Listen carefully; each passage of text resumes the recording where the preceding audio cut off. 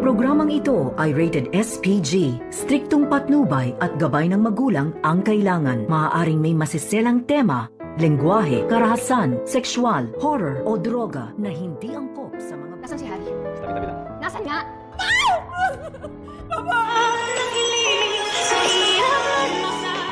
Narito na nga ang ating pakatutukan bukas sa abot kamay na pangarap. Hindi nga nakakaligtas itong si Harry sa pagligtas dito kay Lynette dahil huling-huli nga sila habang papatakbo at pababa nga sa hagdanan. Dito naman na humarang itong si Dax sa kanila. Yun na nga ay nalagay na nga sa alanganin ang buhay dito ni Harry upang mailigtas lamang niya itong si Lynette.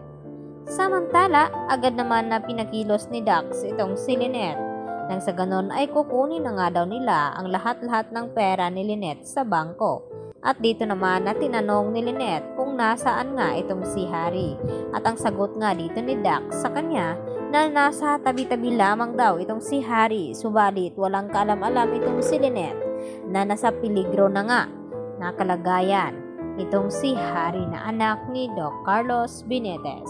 At dito narinig din ni Lynette ang pag-uusap ni Dax at dito ni Balahadja na sinabi nito na bilisan daw ang kanyang plano nang sa ganoon ay makaalis na siya dito upang salubungin naman ngayon ni Dax itong si RJ na may dalang pera na 100 million pesos kapalit dito ni Don Pepe at sila din ang tatapos nito dahil pinapasigurado nga ni Moira na hindi mabibisto o madawit sila ni Zoe lalo na hindi makakalabas ang kanilang sekreto. At dito naman na ipinadala na nga ni Balahadja ang video dito ni Don Pepe na binubuhusan nga nila ng tubig.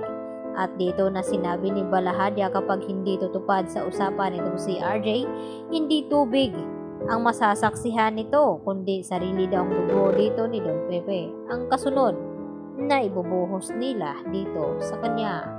At dito na napaiyak ng gusto itong si Giselle at ganoon din itong si Annalyn. At nag-aalala na nga ng gusto na sana raw ay mailigtas nila itong si Don Pepe. Ganon din ang panalangin ni Lynette na kung bakit sa kanila daw nangyari ang mga ito.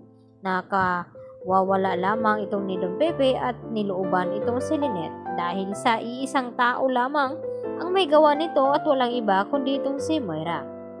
Upang makasigurado itong si Moira na wala na nga daw makakaalam sa kanilang sikreto ay nagawa niyang sunugin itong DNA test ni Zoe at Annalyn at kung saan nagpapakuha itong si Don Pepe. Subalit wala silang kaalam-alam na may isa pang taong nakakaalam na gumawa nito. Yun nga ay si Kinido na inutusan dito ni Don Pepe. Siya ang makapagsabi kung bakit ano ang dahilan na nawawala itong si Don Pepe.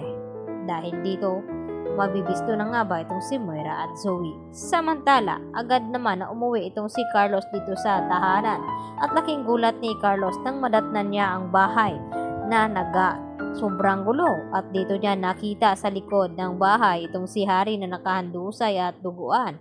At dito rin na sinabi ni Doc Carlos na kinakailangan daw madala sa ospital itong si Harry. Subalit nang gamutin na nga nila ito ay sa kasamang palad dito dineclare ni Doc Lendon Javier na hindi na nga nakasurvive pa itong si Harry dahil sa tagal nga na hindi agad nadala sa ospital ito dahil sa kagabihan pa lamang ay nangyari na itong aksidente kay Harry na binugbog siya ng husto dito ni Dax at hindi lang iyon dahil sinaktan pa siya nito upang mailigtas lamang itong si Lynette.